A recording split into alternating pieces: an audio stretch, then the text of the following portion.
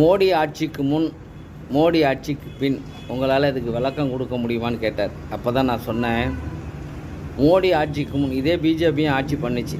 வாஜ்பாய் இருந்தார், அவரும் சரி, காங்கிரஸ் ஆண்டப்பையும் சரி, அதுக்கு முன்னாடி கூட்டணி கட்சிகள்லாம் சேர்ந்து ஆண்டப்பையும் சரி, உழைப்புக்கு தகுந்த பிழைப்பு கிடச்சிச்சு, பிழைப்புக்கு தகுந்த உழைப்பு கிடச்சிச்சு, ஊதியம் கிடச்சிச்சு. அப்போல்லாம் நல்லா இருந்தது. மக்கள்லாம் ரொம்ப ஒரு நல்ல ஒரு சுவிட்சத்தோடு வாழ்ந்தாங்க. ஒரு முறை அமெரிக்காவிலே பொருளாதார பெரிய ஒரு அழிவு வந்துச்சு.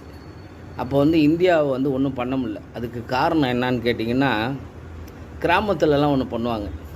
தான் மகனுக்கு பிள்ளைகளுக்கு கொடுப்பதுக்காக உரிப்பானையிலெல்லாம் காசை போட்டு வைப்பாங்க, பணத்தை போட்டு வைப்பாங்க, அங்கங்கே வைப்பாங்க. அவங்களுக்கு எங்கெல்லாம் தோணுதோ அங்கெல்லாம் போட்டு வைப்பாங்க. ஏன் குருதுன்னு தெரியுமா, நெல் வைப்பாங்கள்ல, அந்த குருதுக்குள்ளே கூட போட்டு வைப்பாங்க. காரணம், அவங்களுக்கு ஒரு சேமிப்பு இருக்கணும்னு செஞ்சு வைப்பாங்க. அப்படி அமெரிக்காவுக்கு ஒரு பொருளாதார இழப்பு வந்தப்போ இந்தியாவை ஒன்றுமே பண்ண முடியல. காரணம் இந்திய மக்கள்கிட்ட அந்தளவுக்கு பொருளாதார ரீதியில் முன்தங்கி இருந்தாங்க. அதனால எல்லாம் அப்போ இந்தியாவுக்கு எந்த பாதிப்பும் வரலை. ஆனால் இந்த மோடி ஆட்சி வந்ததுக்கு பிறகு பார்த்திங்கன்னா, எல்லார் கையிலையும் பார்த்திங்கன்னா ஜாதக புக்கில் எடுத்துகிட்டு அலைகிறாங்க. ஜாதகத்தை தேடி போகிறாங்க.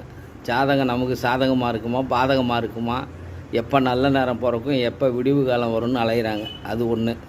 ரெண்டாவது, அதிர்ஷ்டத்தை நம்புகிறாங்க எல்லோரும். உழைப்பு நம்பின காலம்லாம் போயிடுச்சு. இப்போ எல்லோரும் அதிர்ஷ்டத்தை நம்புகிறாங்க.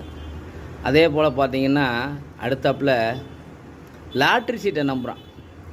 உழைத்தவன் பிழைத்தான், பிழைத்தவன் உழைத்தான். ஆனால் இன்றைக்கி அதிர்ஷ்டத்தை நம்புகிற காலமாயிடுச்சு. இதுதான் இந்த மோடியின் இத்தனை ஆண்டு கால ஒரு ஆட்சியின் சாதனை.